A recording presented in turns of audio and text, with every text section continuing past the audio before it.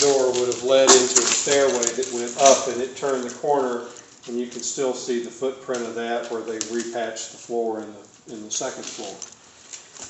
The grand staircase that Del Rey is talking about, that was part of the 50s changes. Okay.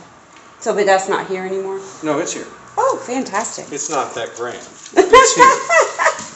not that grand, but... Well, no, it's not like those pictures of the Titanic. This was the grand. Oh, well, yeah. I almost wore my Titanic t-shirt today because I went to see the exhibit, so I'm like, funny that you mentioned I the wish I Titanic. could have seen that. Yeah, I've seen it twice, actually, when it was in Greensboro, and then I saw it when it was in Raleigh.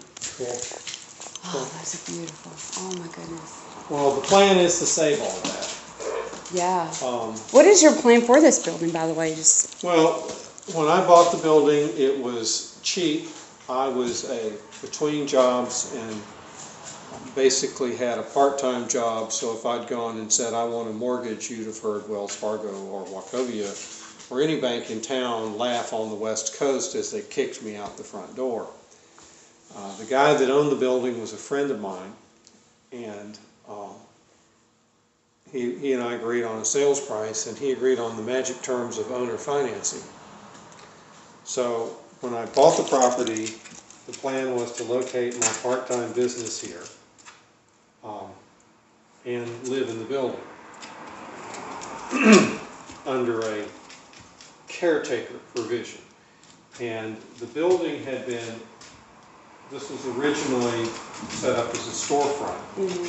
And I think, and all of this is not knowledge, but just tales, but I think the Darr family that built the building was actually not the Darr construction we know today, but they built bridges for the highway department, or they did a lot of road construction. At any rate, one of the interesting features about the building is you won't see any columns, because between the ceiling and the second floor there are girders like about that, that span side to side every 12 feet. Yeah, about a 3-foot girder. It might be 32 inches, but it's big. Big I-beams, and they span side to side. So, whereas you go in most storefronts of this period, every 12 or 15 feet on center, there's a column like that that's holding up the second floor. There's none of those.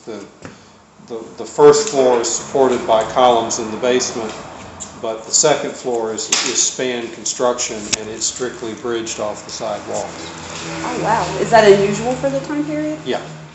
Okay. Yeah, because it was probably more expensive, but it gave you free space that was unencumbered.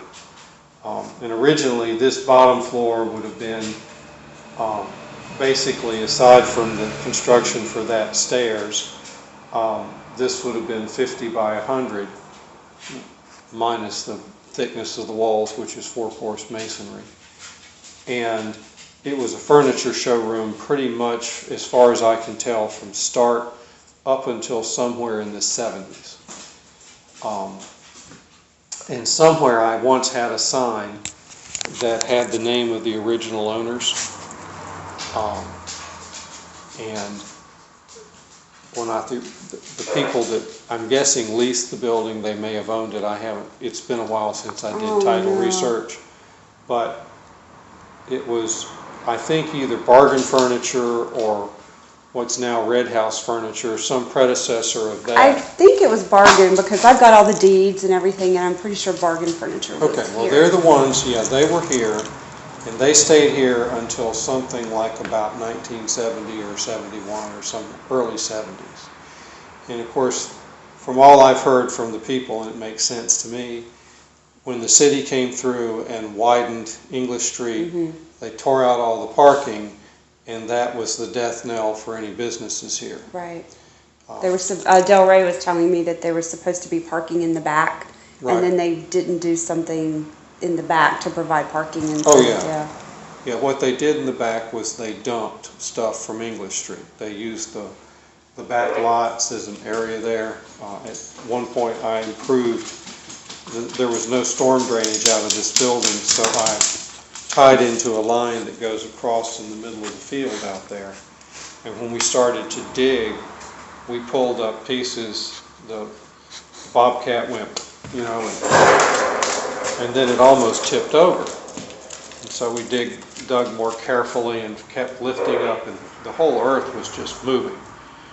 And we picked up a slab that's 2/3 the size of that crate, and there it was a piece of sidewalk.